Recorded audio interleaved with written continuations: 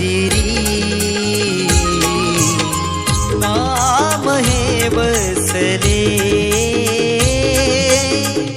भावरूपी अंतरी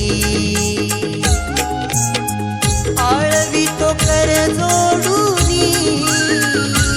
तुझा हार देखाल्यावरी वर्षान येतो घरी सोहळा रंगणार भक्ता घरी